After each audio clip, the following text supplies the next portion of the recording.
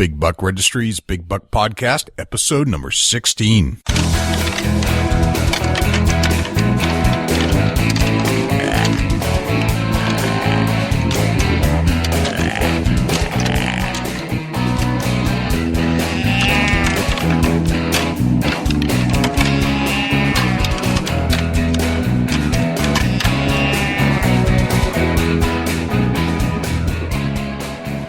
Big Buck Registry is a virtual museum of hunting stories. We preserve a piece of Americana by interviewing and recording hunters about their hunts and experiences from across the country. And who knows, maybe we'll learn a thing or two along the way that'll help us take our hunt to the next level. This is Rob Lucas from Chasing Tail, and you're listening to Big Buck Registry's Big Buck Podcast. Big Buck Registry, woo woo! Welcome to the show, everybody. This is Jay Scott, your host of the Big Buck Registry's Big Buck Podcast, and I am joined tonight by our co-host, our field representative from Ohio, Dusty Phillips, and from Chubby Tines Outdoors. What's happening, Dusty? Hey, Jay, I'm glad to be back in the studio. We are pumped up for this podcast we're doing tonight. It's going to be a great podcast. I think so too, and we have a very special guest, and we'll get into that special guest in a little bit, in just a minute, but I would like to hear a little bit about what's happening in Ohio right now. One of the things we asked on our Facebook page earlier on today was what's going on with the lull. Are you feeling the lull out there? Yeah, we are. I think the lull is hitting the deer, and I think that the raccoons are live action all evening long for sure. Okay. What's going on with your raccoons? 13 of them on trail camera, burning me up. Can't keep them away. I got some corn down in a couple spots trying to draw on a big nasty chubby tines, and corn the coons are eating the corn, tearing me up. I don't know what to do about it. So, I've been brainstorming, trying to come up with, I may have to reach out to the Turtle Man. I'm not real for sure yet. The Turtle Man would be an ideal situation. He is clearly skilled in this department. For sure. Who else could you call? I don't know nobody else, but I know for sure that the Turtle Man will help me out. Right. So tell me about this raccoon thing. So you're laying out corn for the deer to come through on your cameras, right? That's correct. There's a couple, locations where I can pick up some pictures on the pass through. Gotcha. And last night you told me that there should be a bunch of deer coming through, and they're just not. Everybody, it's a lull period, but I think that the raccoons are running any kind of deer activity off the corn that I have out. I think they run them off. They gang up on them, It's just the raccoons gang up. That's all I can say about it. They're just running my deer off, hissing, growling. I'm going to set my camera in video mode and try to get some of this action on video. I would love to see that. I mean, I haven't seen that yet, but it seems like what is a group of raccoons called? Any idea? Hood rats, I guess. I don't know. Hood rats. All right. I'd like to see a group of hood rats chase off a bunch of deer who are trying to come in to feed on the corn pile. It's like they're in the ghetto and taking over my corn. Right. Is the corn pile, it's not baiting, right? It's just, you're just trying to figure out if the deer are there right now. Yeah, that's exactly right. It is legal to bait here in Ohio, but the corn is out for, photo purposes. Hunting over corn is really not a fair chase. Right. Although, I'll be honest, I've hunted over corn. I have too. And I was less successful than hunting not over corn. Yeah, it takes a lot of traffic to get corn in and out of an area, and the more you use it, the area, the less likely to see deer is kind of where I've came about with that. Mm-hmm. Dumping it out for a trail camera, it seems to work, but for some reason, I'm attracting the wrong critter. Gotcha. That's very interesting. What else is going on in Ohio right now? We're in bow season, right? Bow season is full blown. We got this weekend's a muzzleloader doe only harvest, on the 12th and 13th, which is Saturday and Sunday. Muzzleloader only. Crops are coming down. People are starting to get some meat in the freezer. I've heard a couple slickheads being, had the creeper laid on, and it's starting to get warmed up here. The weather's been kind of warm. That kills the season right now, but it's cooling off. Things are starting to heat up. I think in the next couple of weeks, we're going to see a ton of pictures and a lot of people having a great kickoff to their season. Gotcha. Now, when you say it's been warm, what does that mean? Because temperatures vary. I mean, warm is a feeling. What temperatures are you seeing out there? We're seeing between 65 degrees in the evening right now and high of 75 to 80 during the daylight. We need some 60s during the day and low 40s in the evenings of a night to really get the deer activity, get them up on their feet during daylight hours so that these hunters can have a chance at a harvest. Gotcha. So so you don't have a big variation from high lows right now. No, it's pretty consistent. Low 60s, highs in the upper 70s, lower 80s. Nothing major yet as far as temperature change. We had bad rains come through this past weekend, Friday, Saturday. I recorded about 4.5 inches here at my place, and the rain definitely slowed down the deer herds. I don't see that they like the mud too well, and crops coming off, fields are muddy. It's just the lull has kicked in, that's for sure. That's what I'm hearing, and we're getting a lot of reports across the country of the same thing. Everybody that has reported back on the Big Buck Registry from the question that we asked, we're getting exactly that same scenario. So everybody seems to be experiencing the lull. They're seeing some deer. I was on a semi highly passed, not a high class highway, but, a secondary highway. And I've called you before. I've texted you before to let you know that I actually had deer passing midday. Well, today at 11:10, I had a doe and a small deer cross just behind me across this major highway. And it was, midday again. So I'm not sure what's going on. Yeah, it's just this time of year, it's hard to get a pattern on them. It really is. They're not following any kind of pattern at all. Yep, they seem to be maybe joining on to some other food plots or something like that. I'm not quite sure what the lull is all about. Actually, I've zeroed in on a guy by the name of Kirk Miller, who I'm going to try to get on the show, who is a deer biologist, and he studies the lull. And I'm going to see if we can get some more information about that. I think when you text me like that, it seems like a couple photos and some text seems like it's in the same area. I think it might be time to get you a tree stand somewhere in that neck of the woods. Right. Yep, I agree. All right, so our special guest tonight, Dusty, is a guy by the name of Doug Borries, and he's from Dynamic Outdoors. And he has sent me a DVD, and I've been talking to a couple of people that work for him, and I guess he's a hunter, first and foremost. He seems to be a pretty successful hunter. He's taken some big deer, holds some deer records, and I've asked him to join our show to learn a little bit more about what he does. The DVD, as you've seen on the cover, there's a big deer on the front, and there's some big deer on the back. And I think this is worth a little further investigation, don't you? Oh, yeah, for sure. Definitely some awesome deer. Sounds like he's got a lot going on for Dynamic Outdoors. I'll be glad to get him on the show. Yeah.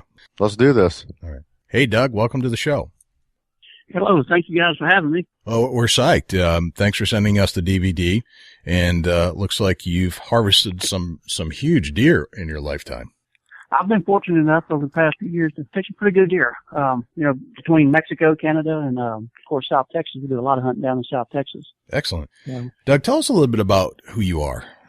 We know you have a pretty dynamic following. You have a Facebook page.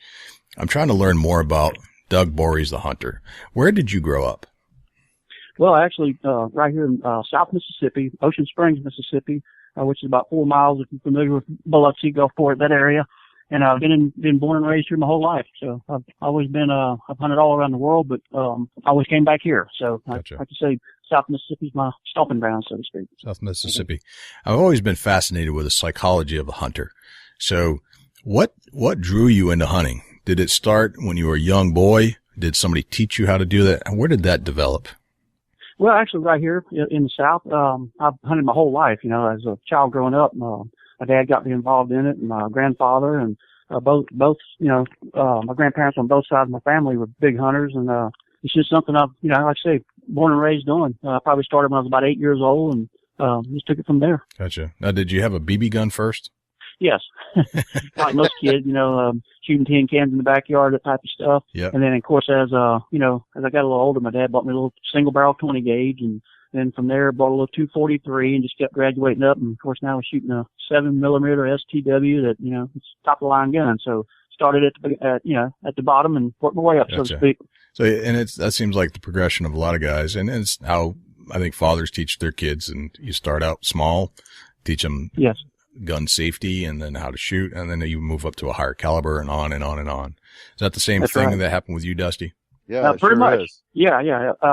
Like I said, we used to go with my grandfather years ago, and we'd all, it was kind of funny because we'd go squirrel hunting, and of course, we would look forward every summer to the first cool snap to go squirrel hunting, and it was pretty much a deal where we had to harvest squirrels or we ate, potatoes, and that was it. So you had to pretty much, if you didn't harvest what you was after, then you didn't get to eat much besides the fried potatoes. So That's interesting. Kind of put the pressure on us to become a pretty good hunter. That's interesting. Let's expand upon that a little bit, because that's an aspect of hunting that I think is important to cover, but that we kind of overlook a lot. So a lot of hunting came from necessity in many families, and you just developed into a good hunter, a great hunter later in life.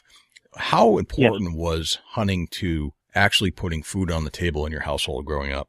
Well, as a young child, it was very important. Of course, as years goes on now, hunting is, more of a recreational type thing. But back then, of course, 30, 35, 40 years ago, it was pretty much a necessity. Everybody did it down here. And, you evolved into becoming a good hunter because, like I said, for the necessity to put food on the table for your family. So, I kind of learned, from the best. So. Right.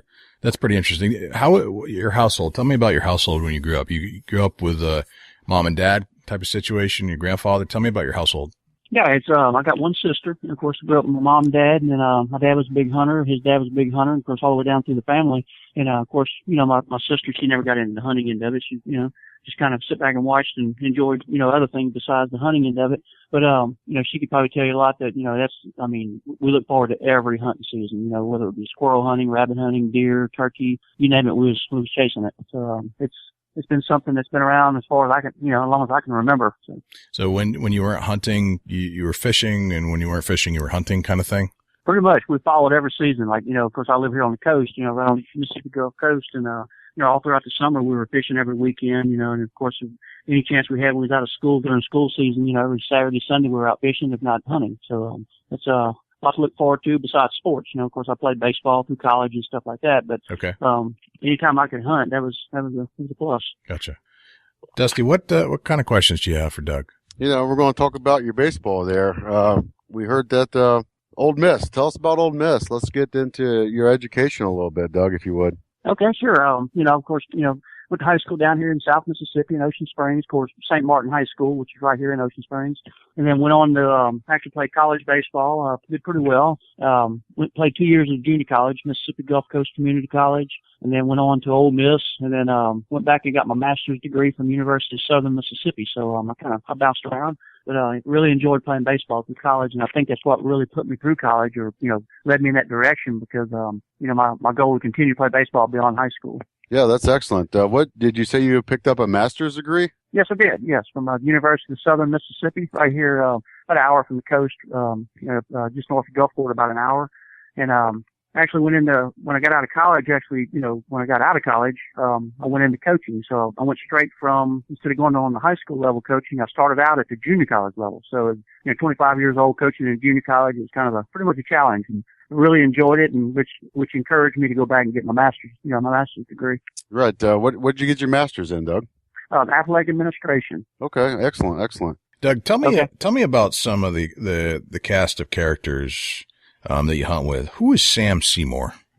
That's my grandfather. Of course, he passed away about 4 or 5 years ago. But like I said, it's my grandfather on my mother's side, and he was a true hunter. I mean, he knew all the tricks of the business. And I picked up a lot of good pointers from him over the years. Gotcha. What? Tell me about. Let's open that up a little bit. What tricks did he teach you about?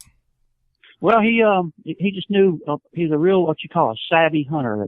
Every time he went out, he was a very successful hunter, because I think stuff that he picked up as a young child growing up. Of course, like I say, back then it was a necessity. And then I sit back and just kind of watched him, how he hunted with him over the years. In fact, one of his final really good hunt to go on, he and I went down to South Texas, and I took him on a hunt that he wound up taking his largest deer ever. So he really enjoyed that, and he thought, at his age of 88 that he was done with the hunting, and I pretty much said, no, you got one more, we're going. So it was kind of it was a journey, went from South Mississippi all the way down to South Texas, about 800 miles, but he made the trek, and I really enjoyed it and got it on video. So that was very, very special for my family to be able to sit back and watch that over the years. That's awesome. I mean, it always is a bit painful to lose somebody in your family like that. Yes. He looks like he was one of those old timers that just knew everything that there was to know about the deer hunting, and would only share it with certain kind of people. That's my impression of the picture. Did I nail that? You nailed it perfect. He was the type of guy. He was a man of very few words, but when he said something, we knew to listen because when it came out of his mouth, it was very important. Yep. And he wasn't going to say it twice. That's awesome. Tell me about Lori Thomas. Yes. She's hunted with me over the years, and she very good hunter from North Mississippi. So kill a few good deer and just enjoy the outdoors. Gotcha. So it's one of your hunting companions that just enjoys being outdoors with you. Yes, and hunting. Yes, gotcha. Yes. All right. Now it looks like you have. I'm going to guess these are sons, DJ and Chase. Who are DJ and Chase? Yeah. Well, DJ is my son and Chase is my cousin. Gotcha. Gotcha. And do they hunt frequently with you as well? They do. Of course, DJ, I started him out at a young age, about like myself, about 8 years old hunting. And of course, by the time he was 8, 9 years old, I had quite a few places, around the world to hunt. So I just started taking him on hunts whenever I could. So he's been pretty fortunate to kill some real nice deer at a young age where, myself, I really didn't get into deer hunting until I was, high school, first year in college, and really started trying to learn about it, where I was fortunate enough to be able to take him to some of these places that I've acquired over the years and had access to hunt. At a very young age, he got to experience some real good deer hunting. Very cool. So you're from the South and you hunt in Texas as well. So you're traveling west to go hunt in Texas. Pretty much, yes. It's about a 700-mile track from here to where we hunt in South Texas. Tell me about your accommodations there. You live in Mississippi, correct? Yes. Correct. And then tell us about your accommodations in South Texas. Well, what we've got, we've got a series of 9 ranches that we hunt, and which consist of about 81,000 acres total. And we've got actually 3 primary lodges that we hunt in, and of course 1 main lodge. And one of the main ones we hunt in, if we got say groups of 6 or less, it's a 4-bedroom, real nice lodge, full kitchen, full everything. It has all the amenities, and it's more of a home type setting. It's not a ranch where you see a lot of places you got 30, 40 people at a time, and they're all kind of just run through. This is a very personalized hunt. We hardly ever take more than 6 hunters at a time, but it's a fantastic hunt, and the accommodations are really nice. Now, is this property you own, or is this property that somebody else owns? It's other owners. It's 9 individual. Actually, it's 6 individual owners that own the 9 ranches. Okay. But I lease them out, and then of course what I do on some of the places, they invite us to come in and do some of the hunts, like where we take trophy deer, management deer, and a lot of times what I do, I get a lot of guys that come out to hunt to shoot like the management style deer. The deer that's 4.5, 5.5-year-old deer that's never really gonna make super trophy deer. So we're on a very strict management program to take these type of deer out. So we do, like I said, we do trophy hunts, management hunts, deer, turkey, quail, a little bit of everything. So you're guiding people to hunt on these properties that you lease out from the landowners. Is that correct? Yes, correct. Gotcha. Yes. All right. That's a good setup. All right. Tell us about Mexico. Now, I think this is interesting because you go from Texas, which is United States, but you've also got hunting experiences in Mexico and Canada. Tell me about what are your accommodations in Mexico? Well, Mexico, we've got about the same type of setup. Of course, the biggest thing about Mexico right now is all the trouble that's going on down, on some of the border towns. But of course, you fly into central Mexico and further down in it, it's not as dangerous, but it's a very unique hunt. The deer, especially the white-tailed deer, are very similar to our deer what we have in South Texas. But it's just the experience of going into Mexico, going into old Mexico, and really, seeing how these people live down there, how they are actually, it seems like in some of these towns deep down into Mexico, like they're 50, 60 years behind everybody else, just because of the inability of access to the things that we have that we take for granted, such as air conditioning, concrete floors. I mean, these people really live in a very rugged situation, but we go in and try to make them, they make us feel comfortable, we make them feel comfortable, and they got some of the best deer hunting in the world. It's interesting that part of the hunt is actually, and this is a good point, is that part of the hunt is not the hunt itself, but it's the people that you get to spend time with.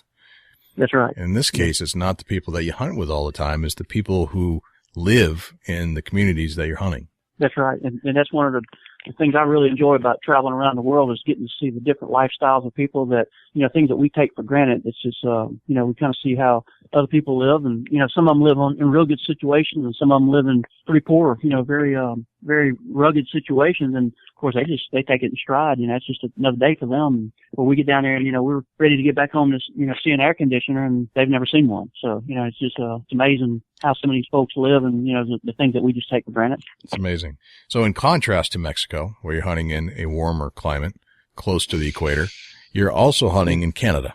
Yes. What are the pretty much one extreme to another? It's exact opposite extreme. So tell me about that. How did you arrange that accommodation?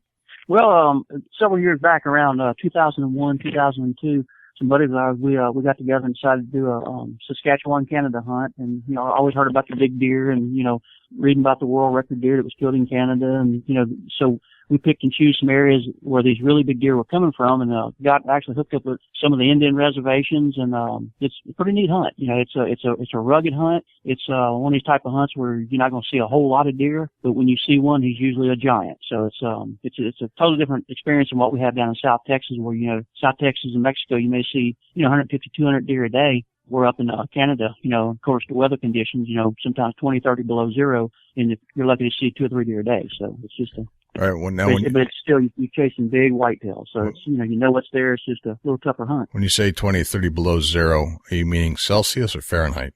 Fahrenheit. It's cold. That's cold. Several hunts we've been on where, 4, 5, 6 days straight, it never gets above 20 below. So it's, and we've always been told these real big deer, the locals say, we're not going to hunt till it gets 10, 20 below zero. And now I know why, because these really big deer, they just will not move until it gets that cold. Of course, one of the reasons, the deer's got to move. If not, he'll freeze to death. So they're constantly on their feet moving and trying to keep the blood flow going. So it's basically a survival thing for some of these big deer up there. That's kind of crazy to think that, and this is always one of those things that blows my mind, is that I live in a fairly cold climate, and I'm in New Hampshire, and it's still colder in Canada. But to think just some of the winters that we have around here, to think that a deer can still survive in the temperatures that we get minus 20 sometimes, and those would be the most extreme days. Yes. But to think that any animal can live in that stuff always blows my mind. It's hard to believe. I know it. And you think, well, of course, you take, harvest a, real nice deer up in Canada, and his fur is just so much thicker, his hide's so much heavier, and you think, well, that's good. But like you say, when you go, 2 weeks straight with 25, 30 below zero, you just wonder how anything can survive up there. But they seem to manage. And, one thing about it, in South Texas where we hunt, we manage our deer. We have to take out the week, and, we shoot our deer. But one thing about Canada, you really don't have to do a whole lot of management because nature takes care of it for you. If he's a weak deer or he's not really built up to speed like some of these other deer, nature's going to take him out. So it's a different world. Absolutely. It is a totally different world in colder climates. No question about that. Dusty, what other questions do you have for Doug? Yeah, Doug, we understand that you have a few trademarks and some patents under your belt. Can you tell us a little bit about what you got going on there? I do. I've got, over the years, I've, done a little tinkering around. And of course, I get that from my grandfather too. He's always creating something. And, I think I've kind of picked that up from him. And over the years, just being in the hunting industry, for one thing, South Texas, tree stands are kind of a thing of the past because there's no trees. The only thing you'll be able to put a tree climber on or any kind of stand on is, pretty much a telephone pole. So, I designed a tree stand, a freestanding tree stand. It's a, 4-legged type deal where you can put it anywhere. And of course, they do spin-offs of it with tripod and that type of stuff. But it's pretty much can be positioned anywhere that you're hunting for whatever type of terrain. You can adjust the legs for different heights. And of course, it folds down into a cart. Like, once you harvest your deer, you can put him on it and cart him in and out. So it's a multi-purpose, type of deer stand. Hey, of course, go ahead. And of course, one of the other patent I had is a deer feeder. I designed a type of feeder that it's a free choice type feeder where the deer can come up and eat when they want. Of course, we set feeders out, and some places it's legal to hunt over bait and some it's not. But like in South Texas, we can hunt over bait. And one of the problems we was having is these timers going out and things happening, and of course up north, the weather, eating batteries up and that type. So I designed a free choice type feeder where the deer can come and eat when they want, which in a sense, it makes the hunting a little tougher because you're not pinpointing him to a certain time when the feeder's going off and you're sitting there 10 minutes before the feeder and you get ready because here he comes. Where this way, the deer has an opportunity to feed all during the night, during the day. So he's kind of like man against the beast, so to speak. So you're not just, controlling him to come eat. He eats when he wants and you just got to try to figure it out. So it's, excellent. Can you tell us, what the names of these and how somebody could check these out and get a hold of, some things that you've invented? Yeah, one of them is called the Revolver Feeder, and it was actually I sold the patent, not the patent, but the idea to Moultrie Game Feeders over the years, and of course it's in some of the markets, and you know it's 20 things you can order online. And then my actual deer tree stand was incorporated to a company called Old Man Tree Stand, which has actually gone out of business at the time. So it's we've done some spin-offs with other companies, and you can notice they got the Texas feeders, Texas game feeders, Texas tree stands. It's some of the patent processes are incorporated into some of these products as well. Well, that's excellent. And it's good that somebody that's out there actually doing the work and trial and error, you know, and a hunter as yourself is getting involved and improving on feeders and tree stands that can work in different situations for different states. That's right. Yeah.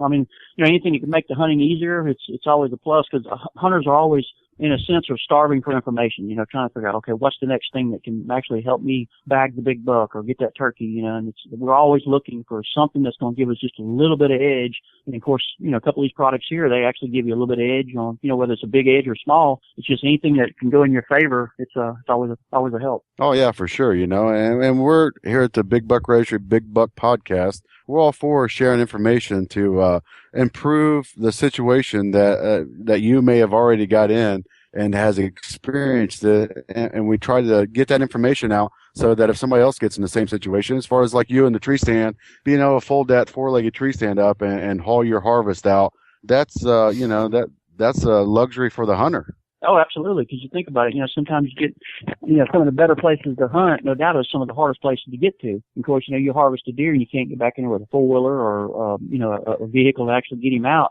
And of course, you're dragging him across the ground. Well, then you're taking a chance of, especially rocky terrain, you may, you know, mess us hide up and that type of stuff. So anything to get you an edge to get in and out of the woods, or, you know, you got to think about one thing of getting the deer, but then what you're going to do when you get him. So, you know, that's sometimes the hard part. And, you know, a lot of times you got to, like, especially like these big elk and stuff, you got to pack them in and out. And sometimes this type of apparatus will help out. Oh yeah, for sure. That's excellent. And, glad to see you involved with, the tree stand that can help out the hunter. You know, I heard you say something about a turkey a little bit ago. And if I ain't mistaken, I don't know if you heard this, Jay, but there was a spark there. When the word turkey come out of your mouth, there was a spark there like no other. That's right. Tell us about I enjoyed. Go ahead. I want to hear this because you're excited. This Jay, I think we've struck a nerve here, and he's getting excited about turkey hunting. And I can sense it as soon as you started talking. I heard the word turkey, and it come out of your mouth. Yeah, different than any other word in that whole sentence. Absolutely. We're stumbling over our words we can't eat. We're so excited. All right. Good. Doug, go. I didn't realize that, but yeah, I didn't realize that. I love to turkey hunt. I would rather turkey hunt than any other kind of hunting that there is. And, it's a passion of mine. And, you know, one reason for it is just, you know, each year I do the Grand Slam, you know, which consists of the 4 species in the United States, you know, Osceola in Florida, the Eastern turkey here in Mississippi, you know, Alabama, Mississippi, Louisiana area. And of course the Rio Grande from Texas, and then the Marion from, South Dakota, Nebraska. So I enjoy the traveling. You know, it's a fairly inexpensive way to hunt, but boy, is it exciting. I don't know if you guys turkey hunt a whole lot. I'm sure you do, but it's just, I love the turkey hunt. Oh, I can tell just by the way your voice is toned. This may be it. We're going to touch on this a little bit more. I like the way you're sounding here. And, tell us about your Grand Slams and how many. Okay. I've been fortunate enough over the years to be able to go hunt and to travel. And of course, some years it's really difficult, but over the years, I just turned 50 in June. And one of my accomplishments or goals was to get 50 Grand Slams before the age of 50, and I did it this year. So I won about 50 Grand Slams at the age 49. So, that's and then, very, of course, very impressive. Yeah, it was a challenge. I mean, it's a challenge. There's no words for it. I mean, it's one of those things that it could have gone wrong a few times. It could have gone wrong a bunch of times, but fortunate enough with, you know, I guess a few hunting skills and a lot of luck, it all panned out good. And of course, this year I also set the new world record for, most consecutive Grand Slams, which is 28 consecutive years. And I started when I was at age 22 and, I'm still going. So as long as I can continue to keep going, I'll hold that record. So it's, my goal now is just to keep it going. So that's excellent. You know, that's accomplishment in itself. And, you know, we applaud you for that. Well, thank you. I appreciate it. Doug, how old are you now? I've just turned 50 in June, this past June. Well, happy birthday. Well, thank you. That's excellent. I mean, that's a big milestone, 50. Yeah. Oh, yeah. Yeah. I just hope the next 50 is as good as the first 50. Well, heck yeah. One of the things I wanted to talk about, now we're on turkeys, is I have sources that are telling me that you actually harvested a 6-spurred turkey. I did, and it was this year. I actually did the double world slam this year, and went down to Yucatan and did my first. For years I've been wanting to do the oscillated, which is the world slam, which consists of all 6 species, and finally did it. My goal was to do the double world slam on video, and of course I do my own filming and my own hunting. I've never hired a cameraman. I do my own stuff, so it's really made it a challenge. And I was fortunate enough to take one of the birds I took down in the Yucatan that had 6 spurs. Of course, at the time when I shot the bird, I had no idea until I went and picked him up. And it's just an amazing bird. And unofficially, we hadn't got him officially scored yet, but he should be number 3 in the world as far as overall score and non-typical. So he was a remarkable bird, beautiful bird. So, and from what I also understand is living near the ocean, you also have some saltwater fishing experiences as well. Yes. Tell us a little bit about some of those records. Well, I've got, I hold 18 state records, which is supposedly, from what I'm told, is more state records than anybody in the world. So I don't know if you classify it as a world record or not, but I do a lot of hardcore saltwater fishing. I do very little freshwater fishing, but saltwater. In fact, tomorrow we're going out and fishing some tournaments and for this weekend down here on the coast. But I do a lot of fly fishing and conventional tackle. So I was fortunate enough in the past about 8 years I've set 18 state records. So I still got a few more I'm going after. And last week I missed one. I missed a what they call a triple tail, a blackfish. Mm-hmm. I missed a state record by 4 ounces. So a lot of close calls, and some of them I've been fortunate enough to get a few of them. Yeah, so. Those triple tails are interesting fish. They are. They really are. Yeah. What now? There's an interesting theme here, and Dusty, weigh in on this as well. Is that it seems like that there's a lot of focus on records. And we don't always see that in the hunters. I mean, there's the everyday hunter, there's the casual hunter, but you seem to be focused on records. Where does that come from? Where does that inner drive come from I think it came from, if I had to guess, from the competition of baseball. I mean, as a young kid growing up, all through baseball is just, such a competitive sport, and it's such an individual sport. You got a lot of team sports. Of course, baseball is a team sport, but there's a lot of individual, guys like, for example, when I pitched, I was always trying to set as many records as I could, try to, see how many strikeouts I could get, how many people I could pick off bases or whatever, and of course, batting average, you're trying to keep your average up and trying to beat everybody else out. So I think the competitiveness of my hunting came from the spinoff of, my baseball career. So interesting. Okay, that makes a lot of sense. That feeds the drive. If you've got the competitive edge in it, it makes you want that so much more than the average person. That's right. And, like we always strive to keep, our goal is to keep kids involved in sports and outdoors. And like you said, a lot of kids start out sports at a young age, and, whether it's sports or not, as long as they got that competitive edge, I think it carries them through life, whether it be hunting, fishing, or a career move, so it kind of gives you that extra drive to say, I'm going to do this, or I can do this, and it starts at a young age. Gotcha. I see that in my son now. He's super competitive. I mean, I can't walk 5 feet with him trying to, duel me on some kind of physical something or other. Racing to the Twinkie or whatever it is. Yeah. It's just this constant competition.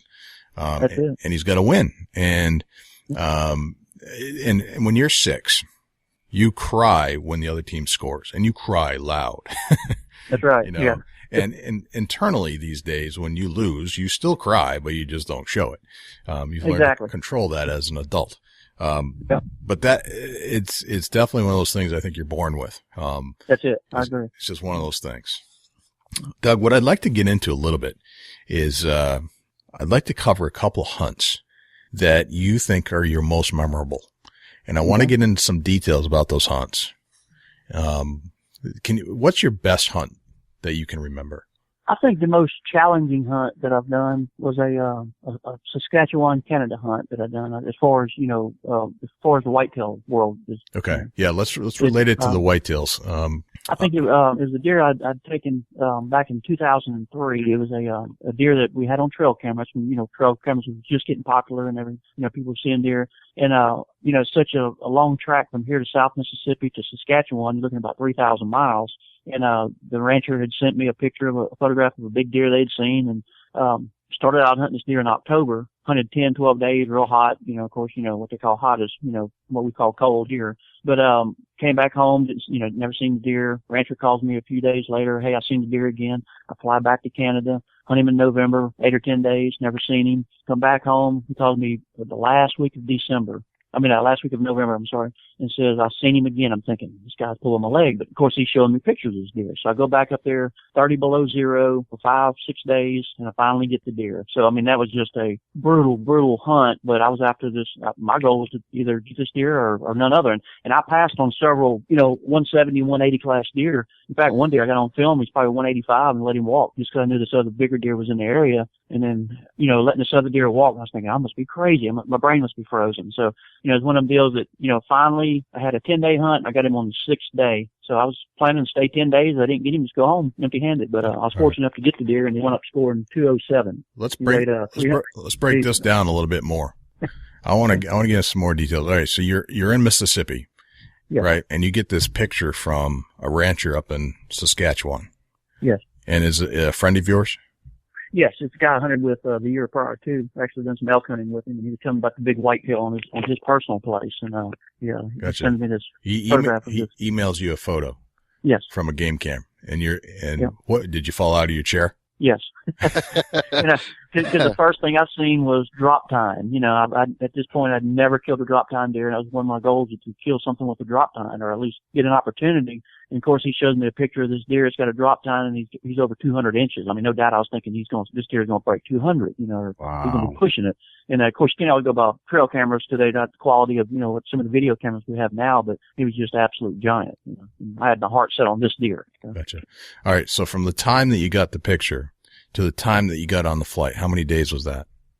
Well, he sent me the picture in early October, actually late September, and the deer had just come out of velvet, it looked like. And, of course, I go up there around October 10th, 12th, and, said I'm going to stay as long as it takes to get the deer. Well, then after about 10, 12 days, I got to go back home and go to work, So, right. I just thought, well, maybe this deer done moved on, and, we hadn't seen him again. No more trail camera pictures of him. And, of course, I fly back home, and then, a few days later, I get the phone call again. Here he is. He's back, So you head back up?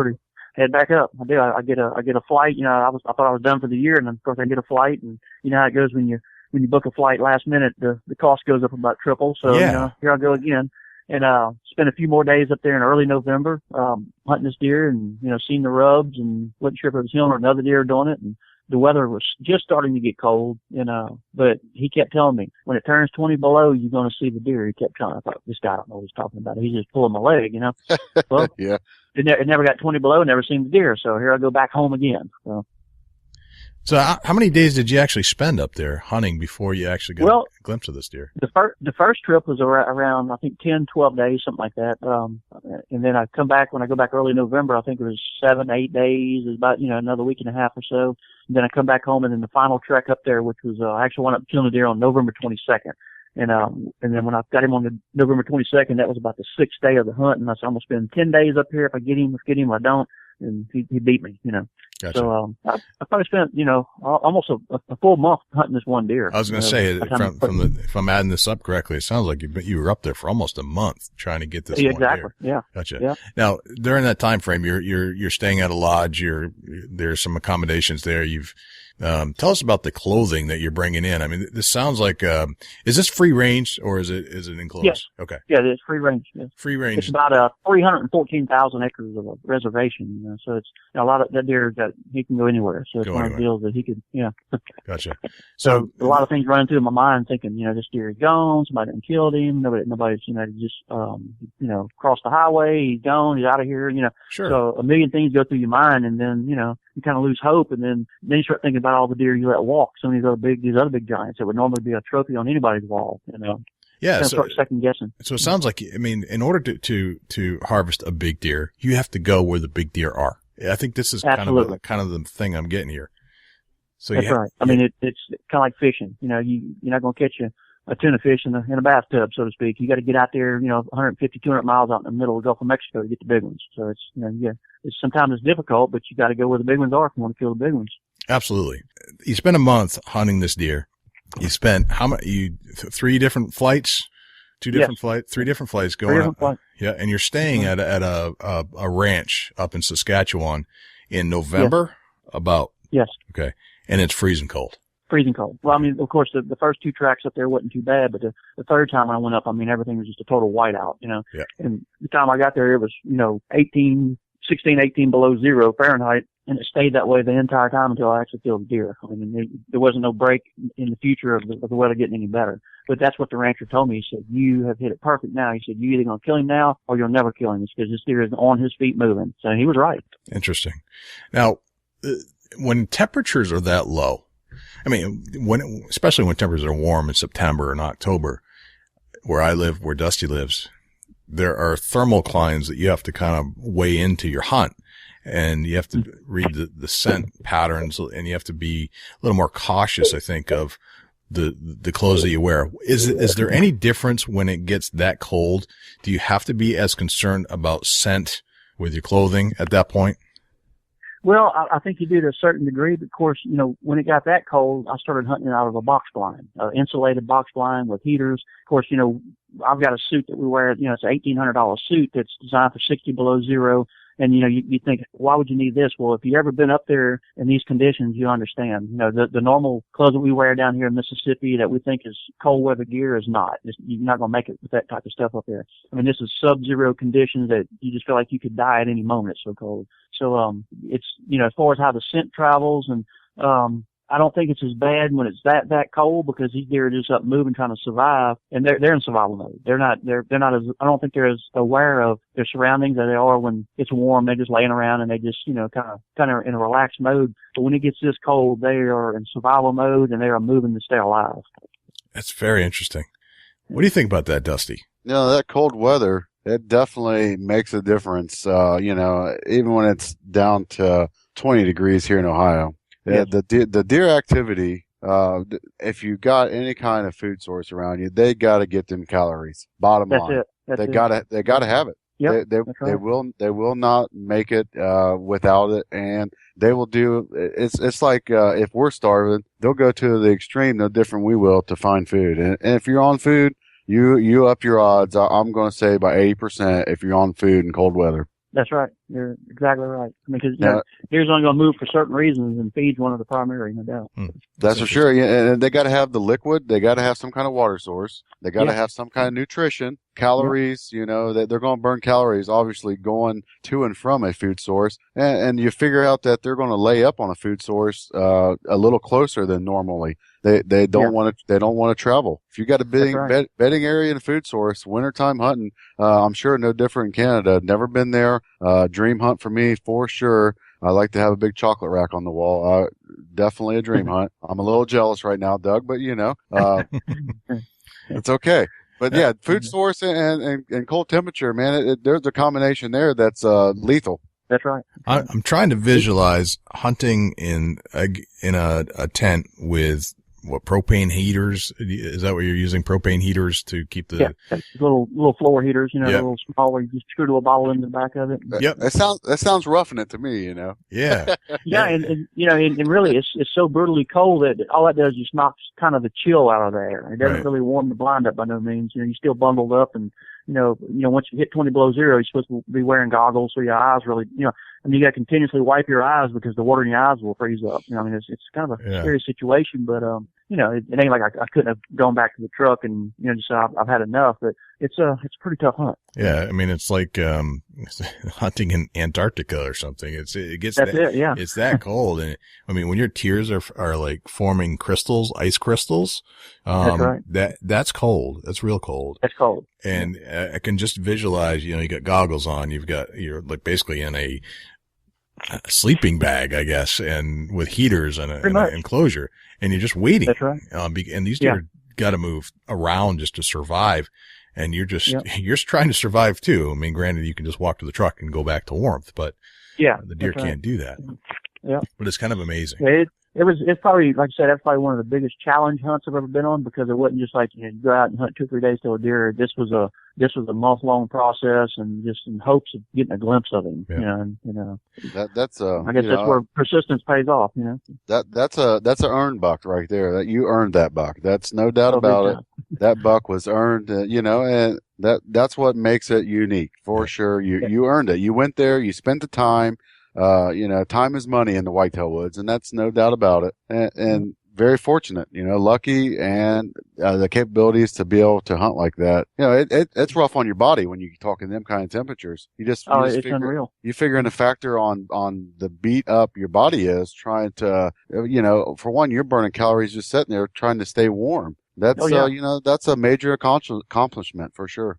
I mean, because you're tense the entire time you're sitting in the blind. And of course, like here in Mississippi and Texas, we'll hunt mornings and hunt, 3 or 4 hours in the morning and come in for lunch, take a break, and then lounge around a little bit and go back out that afternoon and hunt till dark. Well, Canada, you hunt from daylight to dark because it's such short days. You may only have 8 hours of daylight for the whole day. So, you're in the blind an hour before daylight and you're there till pitch dark. So, it's a full day of stressful, tense, trying to stay warm for one thing, and trying to hunt at the same time. It's just, eating up some calories big time. Yep.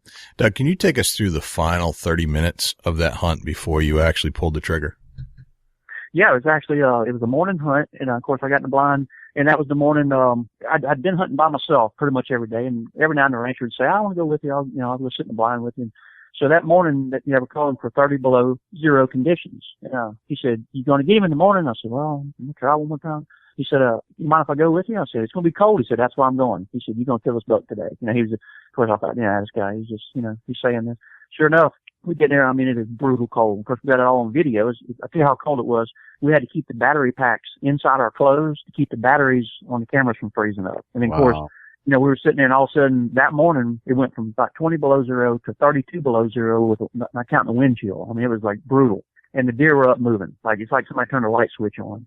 And, he said, we're going to kill this deer today. And, sure enough, the deer started showing up, coming out in this little, food lot in this little area that, kind of staging area where there's a lot of scrapes and a lot of deer sign. And the deer started just pouring in from all directions where normally we're seeing 3, 4, 5 deer a day. All of a sudden this morning here's 25, 30 deer out in the field and all around. We could see moving in the brush. So, sure enough, here he come, about 9:15 that morning, he come in to check a scrape. One of the bigger does come in, urinated in the scrape and looked behind her and kind of moved off quick. And sure enough, here he comes, so I take the battery out of my pack and hook the camera up and get it rolling. And he just walks right into the scrape, does his thing, does a lip curl and put it on him. So, just one of those, when it finally happened, it happened quick, but leading up to it was just, like I say, brutal. It was a month of, anticipation. So, and of course go ahead. And of course, we get the deer on the ground and, we're thinking, man, I hope he breaks 200. I think he'll, we back and forth talking. And, we go over and put our hands on him, and he was there was no ground shrinkage. We walked up to him, and the guy goes, that deer's 210. He's got to be. And he knew more about big deer at the time than I did because he sees them all the time up there. He said, I'm telling you, this deer is going to push 210 inches. And, of course, the deer weighed 374 pounds. That's why, when you see a deer that big, that body size, and he looks big, his rack looks big, you better shoot him because he's about 20 inches bigger than what you think he's going to be just because of the sheer body size. So, I walked up and put my hands on him. I just couldn't believe how big he was. 374 pounds. Man, that's a beef. That's no deer. That's a beef. That's a beast. We're like here in Mississippi, if we kill one that weighs 160 pounds on the hoof, that's a big one. I mean, 160, 180 pounder, that's a nice deer down here. To put your hands on one that, it goes from his shoulders to his head. It's like you don't even have a neck. He's so big. He's just unreal. I just can't even imagine I thought 240 was big. 375. Yeah. And we put him on. We put him on scale. I said, we got to weigh this thing. And the guy told me, he said, this is probably the heaviest deer I've ever seen taken out of this area. And then not only score wise with the rack, but just the sheer body size. And we put him on scale at 374. Dusty, that's like me and you and another half of us together. Right on. All right. While we're on this big deer, 200 plus, tell us what it felt like when you put your hands on his rack. I couldn't believe it. I mean, walking up to him, we're sitting in the blind thinking, 200, and I've never put my hands on a 200-inch deer, not even a deer that anyone else has killed. We killed some 170s, 180s, and one deer pushing 190, but to walk up and put your hands on a deer that's right at 210 inches, and knowing that I just shot him, and, it was a dream come true, no doubt, For sure. It's hard to put it in words, 174 and 7/8 here in Ohio is the biggest one I've harvested, and I tell you what, I was so pumped up that, my blood pressure almost made me pass out, I think. I couldn't imagine what it was like with a 200 pluser. I think they could probably hear me. That earthquake may not have nothing on me if I shot something over 200 inches. Well, there was definitely some hooping and hollering going on in the blind, For sure. I'm trying to do a visual, and it's a great one. Yeah. Doug, is this the biggest deer you've shot year to date, both in inches and in weight? Body weight, yes. And, I killed one in South Texas, a big non-typical that wound up scoring 223, but he just had points going everywhere. It was, it was one of these deals that we knew he was well over 200. We knew he was in a non-typical category, and, he wound up scoring, 223. And then, of course, in Saskatchewan, 2 or 3 years later, I think in 2006 or 7, I took another deer up there that scored 204, but he wasn't as pretty rack. He was just kind of had a lot of non-typical points. Gotcha. And, and then, of course, my best Texas deer, as far as what I considered, quality wise, I killed a deer last year that wound up being the largest 10-point ever killed in the state of Texas. He's a slick 10-point that scored 201. So wow. that was wow. So how many over 200 have you scored now? I've taken 6. I got 6 deer over 200, and then I got a couple of 190s and on down. That's awesome. Man. But I've been fortunate over the years, and of course a lot of hunting time, a lot of time spent in the woods, and scouting, preparing, and that's what it's all about. Our good friend Ed Waite from Buckmasters would love you. He loves those big deer. Definitely, Ed needs to see it. Have you scored with Buckmasters? No, I haven't. No. Gotcha. Wow. Okay. Awesome. Well, maybe we can get him hooked up with you. Yeah. Yeah. That's an amazing tale to tell on the Big Buck Registry podcast. I'm still kind of visualizing the whole thing. I've got it visualized in my head. I can see this deer. I can see the 240 deer that I'm familiar with, and then add another 137 pounds. It's insane. I don't even know what I do. Now, how did you get the deer out? Did you have the rancher drive in? Is it too snowy to get out of there? How do you? Well, we actually, we drove in about a quarter mile prior to the blind, in other words, and then we walked the rest of the way in. And of course, once we killed the deer, we couldn't get in there with the vehicle because all the snow and just, the conditions. Right. So we actually went back to the farmhouse a few miles back and went and got a four-wheeler with a sled. And I went in with the four-wheeler and put the deer on the sled and sledded him out, Gotcha. So, and of course, believe it or not, I rode on the sled with the deer. So. Did you really? Yeah.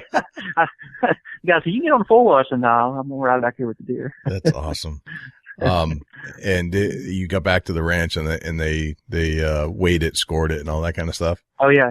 And of course, news up there travels pretty quick because everybody knows everybody in the area. And, next thing we know, we're in a heated barn, cleaning the deer, and all the neighbors were coming over looking at him, taking pictures, and, they were all oohing and ahhing. So, that's when I kind of really realized that I had killed a really big deer because of all the local ranchers that see big deer all the time. They were very impressed with it. Gotcha. And that's cool. That's very cool. And that's really cool. Did you end up, cutting up the meat and bringing some home kind of thing? We did. And of course, what we do up here, we do a lot of elk hunting also up there. And, I brought some clients up, after that, and we started doing a lot of hunts. And, we donated a lot of the deer meat to the local natives. A lot of the Indians up there, they can hunt. And, of course, they don't have the means some of them really don't have the means of vehicle transportation, and they're living kind of primitive. So what we'll do, we'll take back some of the choice meat that if we decide to take some back, to the United States, or we'll just leave the deer with the local natives, and I promise you it don't go to waste up there. Definitely not. They live off the land. Yeah, no, this is how they feed themselves. And that's right. So you brought some back and then you donated the rest to the ranch. Yeah. That's awesome. Jay, go ahead, Dutz. Real quick, let's get into Dynamic Outdoors TV, right on Facebook. Let's talk about that a little bit. I'm going to do something for you right now. Actually, I'm in the process of typing in and getting your link, and I am going to share you on Chubby Tines Outdoors to send over some of my folks to give you a like and check out what you got going on. Great. I appreciate that. And I'm going to do that. Dusty's pretty good at talking and typing. I'm not so skilled at that, but I'm going to do that as well. Tell us more about Dynamic Outdoors. How did you go from being, an outdoorsman, a hunter, a guide, to actually deciding to record your hunts on DVD and then putting them in a nice package? How did you get to that point? Well, I actually started when I went to college, in my first year of college. I kind of, believe it or not, I set my schedule around my hunting, as much as I could.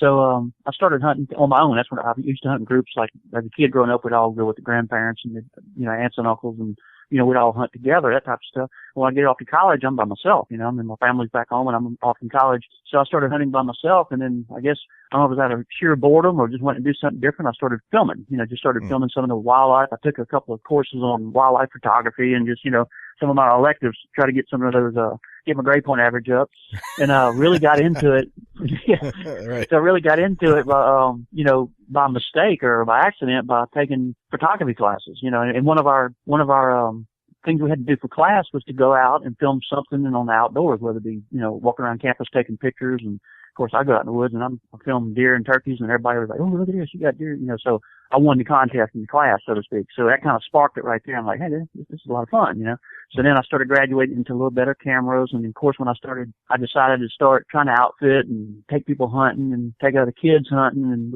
really got into seeing other people kill deer and really enjoying it, and turkeys and all that. I said, well, heck, I might as well, try to film the hunt for them while they're hunting. I'm going to be filming them. So it just kind of, no one really walked me into it. I just kind of fell into it. And, over the years evolved into, of course, what I have now today, Dynamic Outdoors Television. And, we've got pretty good shows, and, we try to show more of the actual hands-on, not a lot of how-tos, but actual live hunting. We try to show deer in the field and, from start to finish of, the capture of the video and the kill and the heroes after and all that type of stuff.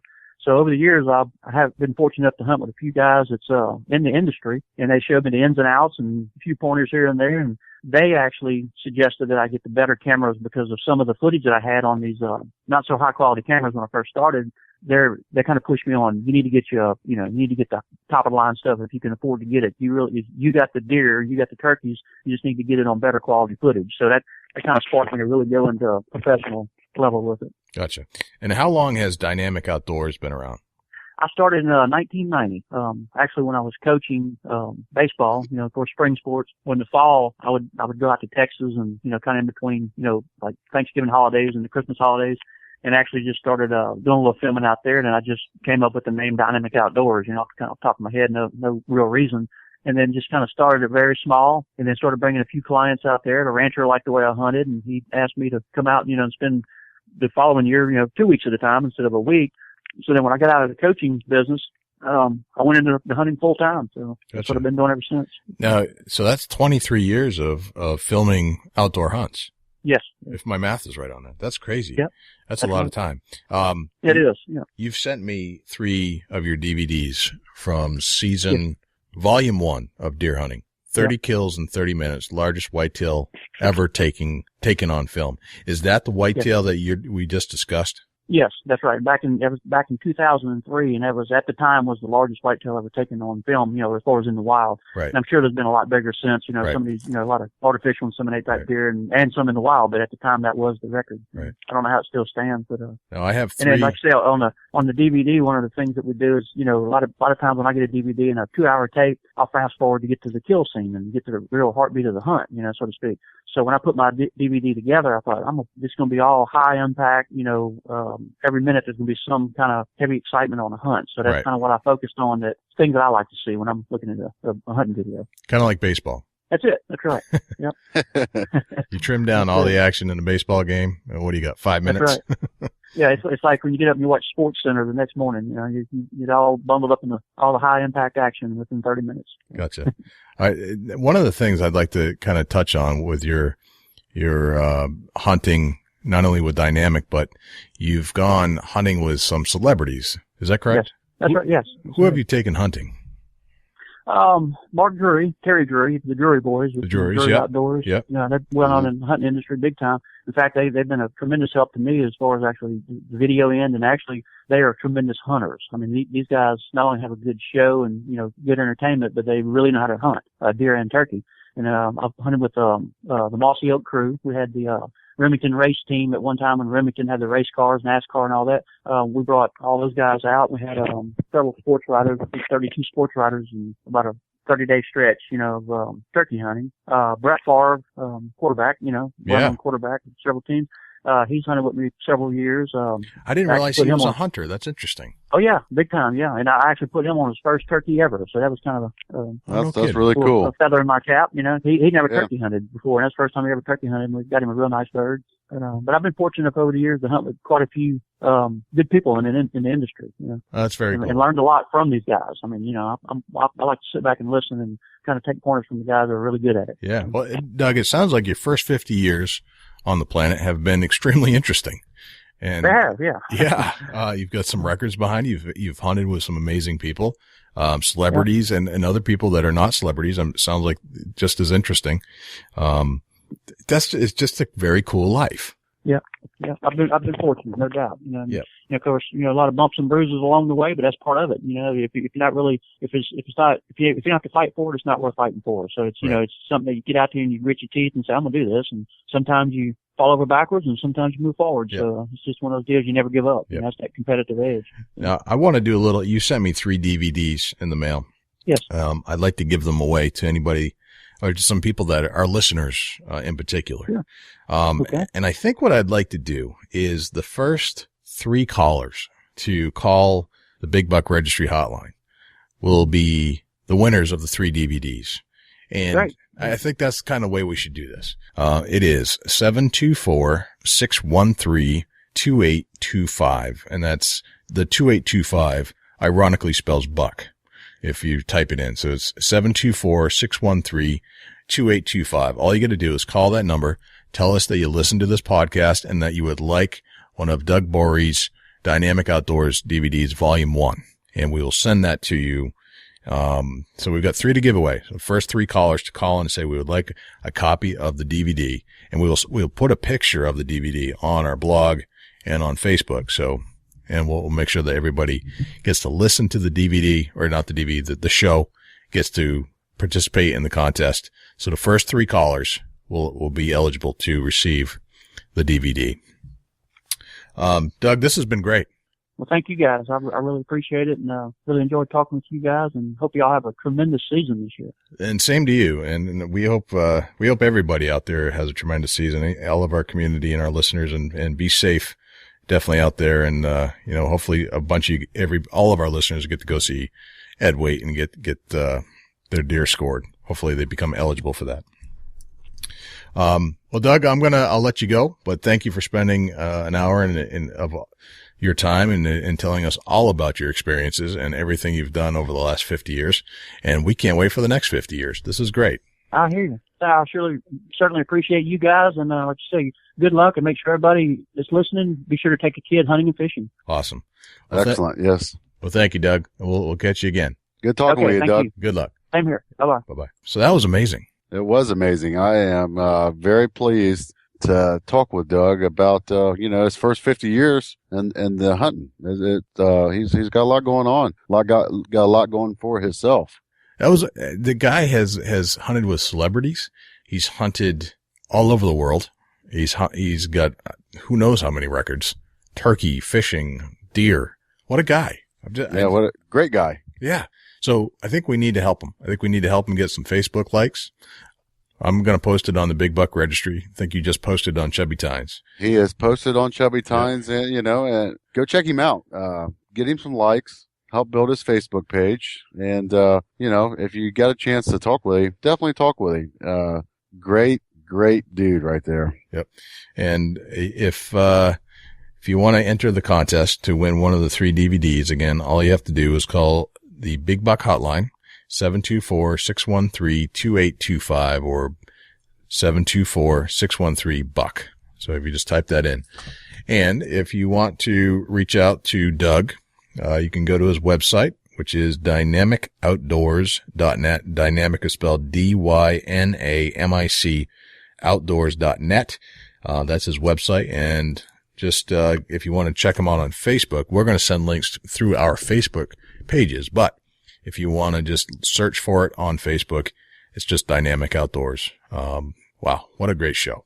It was very exciting.